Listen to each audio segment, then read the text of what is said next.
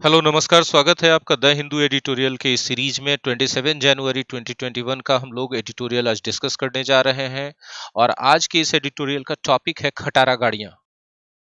ठीक है। आपने सुना होगा एक बॉलीवुड के बहुत ही पुराने फिल्म का बहुत ही मशहूर लोकप्रिय गाना है, चल चल खटारा ले चल खींच के। लेकिन सरकार खटारा को खींच कर ले जाने देने के मूड में बिल्कुल नहीं है और इस पर अलग अलग तरह के नए नए टैक्स इंपोज किए जा रहे हैं ताकि लोग खटारा गाड़ियों को बेचकर नई गाड़ियां लें। और ये सिर्फ कोई एक पहलू से नहीं किया जा रहा है। देखिए, इससे इकोनॉमी को तो बूस्ट मिलेगा ही मिलेगा, साथ ही साथ एनवायरनमेंट के लिए भी बहुत अच्छा होने जा रहा है।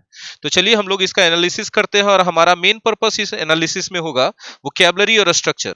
लेकिन स्टार्ट करने से पहले हम बताना चाहेंगे कि जो लोग पहली बार आए हैं इस चैनल पे वो सब्सक्राइब करेंगे। आप देख लीजिए और भी बहुत सारे वीडियोस चैनल पे घूम के, बहुत मजेदार और यूजफुल वीडियोस हैं। और अंत में लाइक और शेयर का तो बनता है अगर आपको अच्छा लगे तो, और कमेंट में बताइएगा अपनी ओपिनियन। तो चलिए शुरुआत कर देते हैं बिना समय गवाए हुए। The centres proposed policy. Policy किसका है? सेंटर का। सेंटर ने लागू कर दिया है कि अभी सिर्फ प्रपोज किया है? अभी सिर्फ प्रपोज किया है। पॉलिसी किस चीज के लिए? Raise road tax, road tax को बढ़ाने के लिए। ठीक है। दो वर्ड है, रेज और राइज। रेज कोई चीज को करते हैं, राइज कोई चीज होता है। जैसे सन राइजेस, राइज के बाद कोई ऑब्जेक्ट नहीं आएगा, रेज के बाद निश्चित रूप से एक ऑब्जेक्ट आएगा। क्लियर है? तो सेंटर का एक पॉलिसी आया है, सेंट्रल गवर्नमेंट ने एक पॉलिसी प्रपोज किया है। कहां पर? जाहिर सी बात है सदन में किया होगा कि रेज करना चाहिए रोड टैक्स को। रोड टैक्स किस पे? तो गाड़ियों पे, ऑन व्हीकल्स।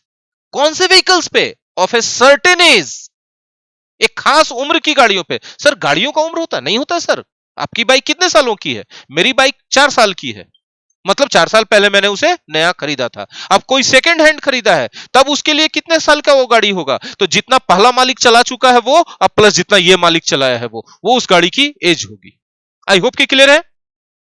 तो centres proposed policy to raise road tax on vehicles of a certain age from April 1st next year has the potential to renew a big part of India's vehicular fleet। मतलब क्या है कि centre ने एक policy propose किया है कि भैया रोड टैक्स बढ़ा दो व्हीकल्स पे। कौन से व्हीकल्स पे? एक सर्टेन एज के व्हीकल्स पे। वो एज क्या है आगे डिस्कस करेंगे हम लोग। और ये कब से लागू होगा भैया? कब? इस साल के कि नेक्स्ट ईयर के? अगले साल 2022 के 1 अप्रैल से लागू होगा, है ना। इस प्रपोज्ड पॉलिसी में हैज द पोटेंशियल, क्षमता है। क्या चीज का क्षमता है? To renew a big part of India's vehicular fleet. India के गाड़ियों का जो बहुत बड़ा काफिला है, उस काफिला के एक बहुत बड़े भाग को, बिग पार्ट को रिन्यू करने का पोटेंशियल है। इस बात का मतलब क्या हुआ कि रोड टैक्स बढ़ाया गया है तो बहुत सारे गाड़ियों के मालिक ऐसे होंगे जो उस टैक्स को देने के बजाय सोचेंगे कि भैया ये गाड़ी बेचो और नया गाड़ी ले लो। अगर सपोज एक सेकंड के लिए आप सोचिए, एक सेकंड के लिए आप सोचिए कि अगर आपके पास एक कार है, उसको सेल कर करके 2 लाख मिलता है और टैक्स भरने 4 लाख का टैक्स भरना पड़ता है, तो आप क्या करना चाहेंगे? उसको सेल करके 2 लाख लेना चाहेंगे कि 4 लाख का टैक्स भरना चाहेंगे? लेना चाहेंगे, क्योंकि हम उसमें और कुछ पैसा मिला के नया गाड़ी ले लेंगे। 4 लाख टैक्स भी भरे और पुराना गाड़ी भी रहे। इससे अच्छा है कि बेच दो। तो अब आपको समझ में आया कि जो टैक्स रेज करने का पॉलिसी है उसमें कैसे पोटेंशियल है एक big part of India's vehicular fleet को रिन्यू करने का। समझ में आ रही है बात?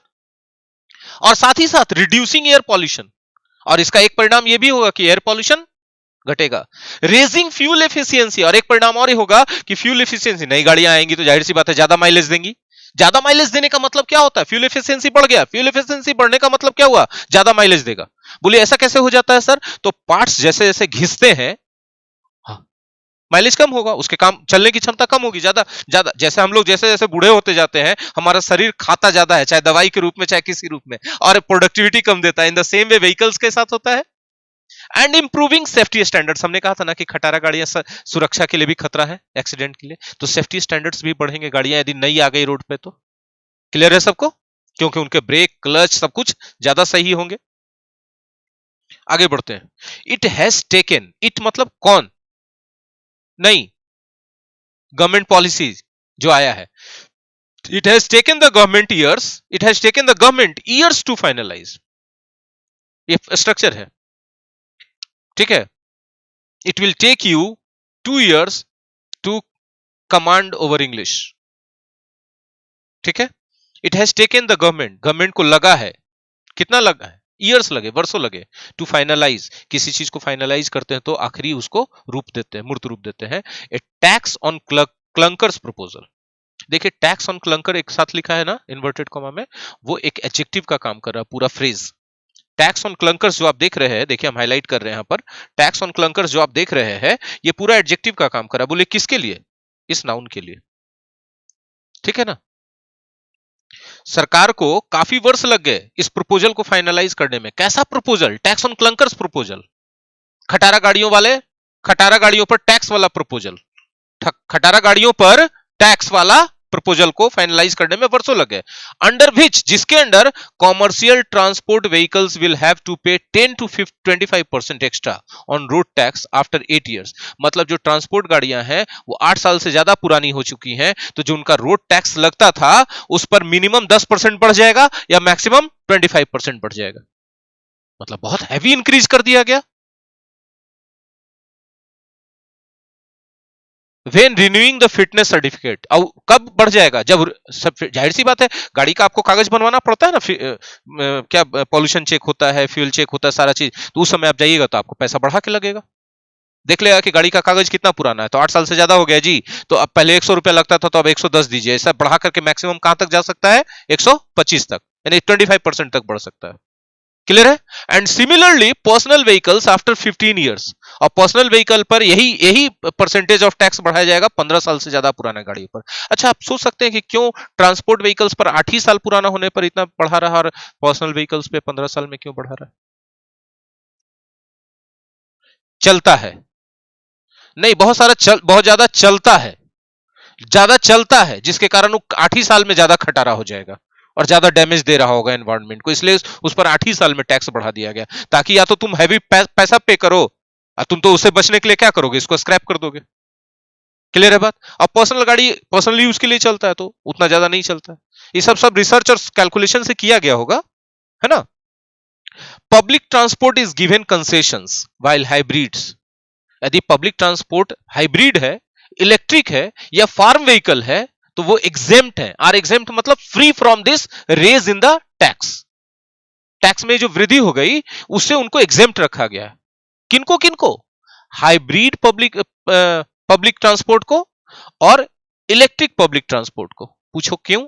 क्योंकि वो in comparison come pollution create करते हैं। बात समझ में आ रहा है? और फार्म व्हीकल्स इसलिए ताकि किसानों पर लोड ज्यादा ना पड़े।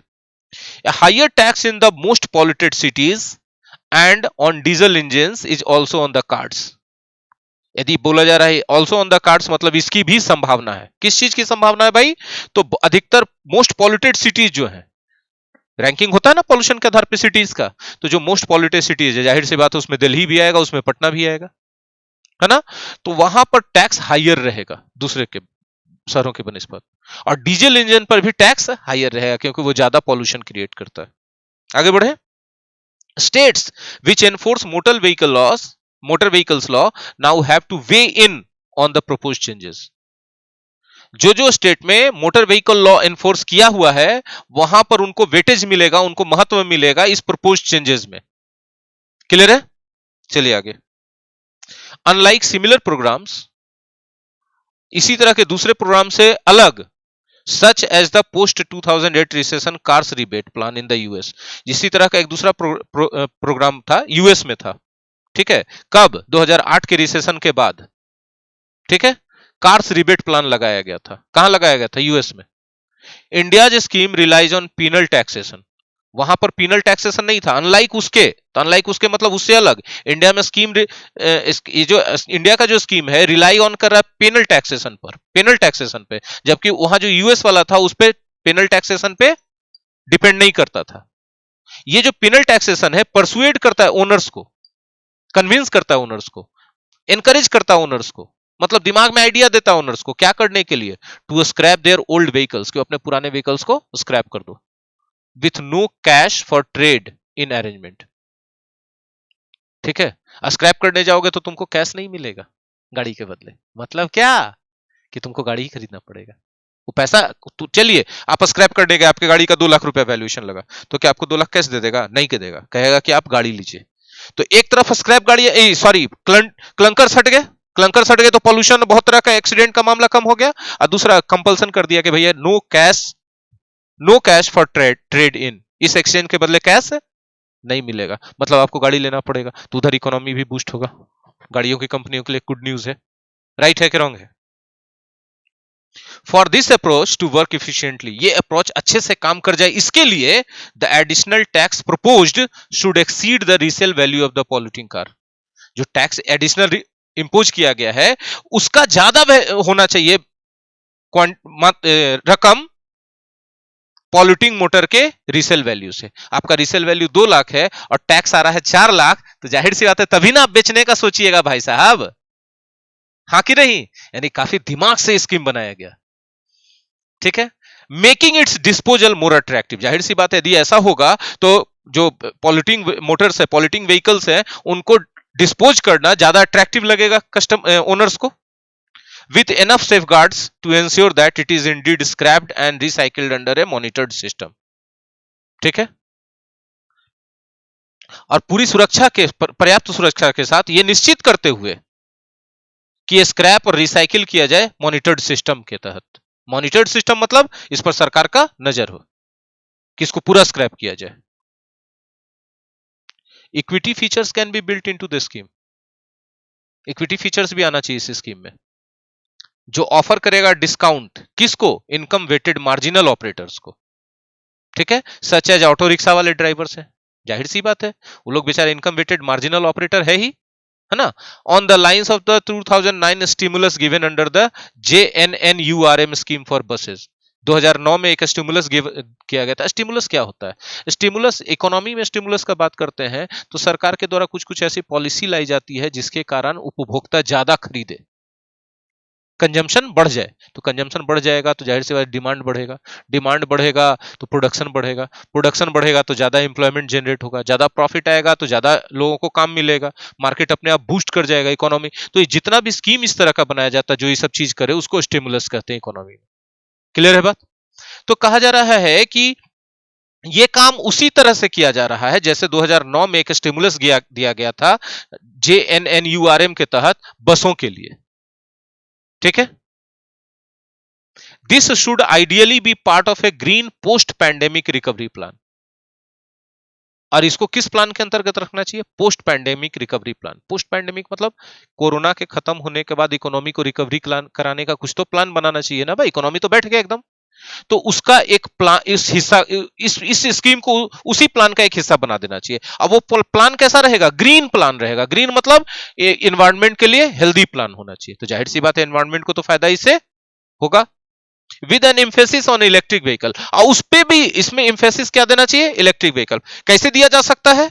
कैसे दिया जा सकता है कि चलिए आपका कार 2 लाख का है ना जी, स्क्रैप कराइएगा तो 2 लाख मिलेगा, 2 लाख तो कैश नहीं मिल रहा, गाड़ी खरीदिएगा, अगर आप इलेक्ट्रिक कार खरीदते हैं तो 10% एक्स्ट्रा दिया जाएगा, 2,20,000 कर दिया जाएगा। अब जाएगा कि नहीं इलेक्ट्रिक कार खरीदने? अब बताइए एनवायरनमेंट को और फायदा हुआ कि नहीं? एक तरफ तो इतना पॉल्यूशन वाला गाड़ी स्क्रैप कर दिया गया, खत्म हो गया, अब नया गाड़ी भी जो आ रहा है वो पॉल्यूशन फ्री वाला आ रहा है। राइट है? चलिए, When the scrappage policy was on the drawing board का मतलब जब इसकी रूपरेखा तैयार की जा रही थी। If something is on the drawing board, इसकी रूपरेखा तैयार की जा रही है। Was on the drawing board मतलब इसकी रूपरेखा तैयार की जा रही थी। कब की जा रही थी? Last year. तो जब इस स्क्रैपेज पॉलिसी का रूपरेखा तैयार किया जा रहा था last year, road transport minister Nitin Gadkari envisioned, उन्होंने कल्पना किया, ए डिडक्शन, कमी in automobile prices of 20 to 30%। उन्होंने सोचा कि ऑटोमोबाइल के प्राइसेस, उन्होंने सोच लिया, ऐसा कल्पना कर लिया कि 20 से 30% घट जाएगा। ठीक है, कैसे घट जाएगा? ये ड्रिवन बाई होगा। ये किस चीज के द्वारा किया जाएगा घटने का काम? Recovery of scrap steel, aluminium and plastic, all of which would be recycled. अब कैसे घट जाएगा? क्योंकि जब कंपनी कार बनाती है तो उसको अल्युमिनियम, स्टील, प्लास्टिक खरीदना पड़ता है, और वही जो पुराना कार ही आएगा जिसको स्क्रैप किया जाएगा उसमें से रिकवरी होगा ना, स्टील का, अल्युमिनियम का, प्लास्टिक का, और उसको क्या किया जाएगा? रिसाइकिल किया जाएगा। तो इससे उसमें कम खर्चा आएगा, तो 20 से 30% दाम घट जाएगा। यानी ये गुड फॉर ऑल है। कंज्यूमर के लिए भी दाम घट गया तो कस्टमर को खरीदना आसान हो जाएगा कि नहीं हो जाएगा? यदि इलेक्ट्रिक व्हीकल पर एम्फेसाइज किया जाता है तो पॉल्यूशन एनवायरनमेंट के लिए अच्छा होगा कि नहीं होगा? गाड़ियों की बिक्री बढ़ जाएगी तो मैन्युफैक्चरर्स के लिए अच्छा होगा कि नहीं होगा? एक बहुत जबरदस्त पॉलिसी लग रहा है। Now that he has a better scoped plan, अब चूंकि उनके पास मतलब गडकरी साहब के पास एक ज्यादा अच्छा स्कोप वाला प्लान है, the focus must be on building capacities in the organise sector to manage the task of efficient materials recovery, है ना? जो ऑर्गेनाइज सेक्टर है उस पर यह बात का जिम्मेवारी दिया जाना चाहिए कि वो एफिशिएंट मटेरियल्स के रिकवरी का अच्छा से मैनेजमेंट करे। ठीक है, provisions will have to be built, इसका प्रावधान किया जाना चाहिए, इसकी तैयारी की जानी चाहिए to see that the sudden demand stimulus available to the auto industry does not disadvantage consumers, मतलब डिसएडवांटेज कंज्यूमर्स का मतलब जो खरीदने जाएगा यदि सही तरीके से डिमांड को फुलफिल नहीं किया जा रहा तो प्राइस बढ़ा देगा ना लोग, मैन्युफैक्चरर या फिर बिचौलिया प्राइस बढ़ाएगा। तो इस चीज का भी ध्यान रखा जाना बहुत जरूरी है, particularly those selling junk vehicles. ठीक है, जंक व्हीकल्स बेचने वालों के लिए खास करके इस बात का ध्यान रखना चाहिए। The vehicle registration database for all, हम लोग कह रहे थे the vehicle registration database for all states also require updating, सभी जितना भी व्हीकल रजिस्ट्रेशन डेटाबेस है सब स्टेट का उसको अपडेट करने की जरूरत है to reflect true numbers of old vehicles on the road. नहीं तभी ना पता चलेगा भाई कि इतना तारीख कोई व्हीकल बाजार में रोड पर उतरा था। ठीक है, 8 साल हुआ, 15 साल हुआ कि नहीं पर्सनल गाड़ी है तो, 8 साल हुआ कि नहीं पब्लिक ट्रांसपोर्ट है तो, है ना? एलिमिनेटिंग दोज स्क्रैप्ड, और जाहिर सी बात अपडेट करने में बहुत सा गाड़ी तो पहले ऐसे भी स्क्रैप हो चुका होगा, इस कानून के आने से पहले भी कुछ लोग स्क्रैप करवा चुके होंगे अपनी गाड़ी, तो उनको भी तो उस डेटाबेस में एलिमिनेट करना पड़ेगा। ए सिग्निफिकेंट नंबर, और ये संख्या बहुत बड़ा हो सकता है, more than 15 years old still run, और एक बहुत बड़ी संख्या में गाड़ियों की ऐसी संख्या होगी जो 15 साल से ज्यादा है फिर भी अभी भी चल रहे हैं रोड पर। Such data will help target scrappage policy benefits better, और ऐसा डेटा यदि सफिशिएंट तरीके से एफिशिएंट तरीके से बनाया जाएगा तो जो टारगेट है स्क्रैपेज पॉलिसी का उसका बहुत बेटर बेनिफिट मिल पाएगा, है ना? डेटा विल हेल्प टारगेट करने में मदद करेगा। किस चीज को टारगेट करने में मदद करेगा? बेनिफिट्स को। किस चीज के बेनिफिट्स को? इस स्क्रैपेज पॉलिसी के बेनिफिट्स को बेटर तरीके से टारगेट करने में जितना जो इफिशिएंट डेटा निकल के आएगा वो ज्यादा मदद कर पाएगा। क्लियर है? मोरोवर, इसके अलावा अभी बताया था ना, apart from this many transport vehicles are operated by small entrepreneurs, बहुत सारे ट्रांसपोर्ट व्हीकल है जो छोटे छोटे बिजनेसमैन चलाते हैं, who lack the resources to transition, इस ट्रांजिशन के लिए उनके पास पैसा नहीं होगा, टू न्यूअर वंस, ट्रांजिशन होकर न्यूअर वंस में जाना है ना, नहीं होगा पैसा, and need help as loans and grants, इसका भी ध्यान रखा जाना चाहिए। राइट है कि रॉन्ग है? नहीं तो फिर बेचारा वो सब बेरोजगारी झेलना लग जाएगा, भूखे मरना शुरू हो जाएगा फिर से। India's policy to eliminate polluting fuel guzzlers has had a long gestation, long gestation मतलब इसको पूरा होने में काफी लंबा टाइम लगने वाला है, and states should see the value of operationalising it as planned, और राज्यों को चाहिए कि इस बात के वैल्यू को समझे, सी मतलब अंडरस्टैंड, समझे वैल्यू को कि इस प्लान ये जो योजना है इसको प्लान्ड तरीके से ऑपरेशनलाइज करने का क्या वैल्यू है, मतलब राज्यों को चाहिए कि इसको बहुत सुनियोजित तरीके से लागू करे इस योजना को, स्क्रैपेज पॉलिसी को। New vehicles and cleaner fuels should help clear the toxic air, new vehicles और क्लीनर फ्यूल्स को हाँ ये मदद करना चाहिए किस चीज में? टॉक्सिक एयर को क्लीन करने में। कहां पर? सिटीज में, टाउन्स में, और रोड्स को सेफ करने में। रोड को सेफ कैसे होगा कि जाहिर सी बात है अच्छी गाड़ियां, सही कंडीशन की गाड़ियां चलेंगी तो एक्सीडेंट्स अपने आप कम हो जाएंगे। इति श्री रेवा खंडे सप्तम अध्याय समाप्त होगा। ठीक है, अंत में अगर आपको मजा आया है तो लाइक और शेयर तो बनता है, कमेंट में अपना ओपिनियन बताइए, और पहली बार आए हैं तो सब्सक्राइब कीजिए, बेल आइकन को हिट कीजिए, और साथ ही साथ क्या कीजिए कि आप अपने मोबाइल के सेटिंग में जाकर के यूट्यूब नोटिफिकेशन को ऑन कर लीजिए। ठीक है। अगर आप YouTube पर देख रहे हैं तो मेरे चैनल सोनीज ट्यूटोरियल क्लासेस और माई एग्जाम स्टडी को सब्सक्राइब कर लीजिए वीडियो को लाइक करने के बाद। और अगर आप फेसबुक पर देख रहे हैं तो पेज है फेसबुक पेज सोनीज ट्यूटोरियल क्लासेस और माई एग्जाम स्टडी, दोनों को लाइक कर दें ताकि इस तरह के वीडियो के नोटिफिकेशंस पहुंचते रहें। और लाइक शेयर और कमेंट के लिए बार बार बोलना पड़ता है, एक ऐसा लेवल ले आइए आप लोग कि ना बोलना पड़े। जैसे आपके बिना बोले हम आपकी ज़रूरतों को आप तक पहुंचाते रहते हैं, मेरे बिना बोले लाइक शेयर कमेंट कर दिया कीजिए। बहुत बहुत धन्यवाद।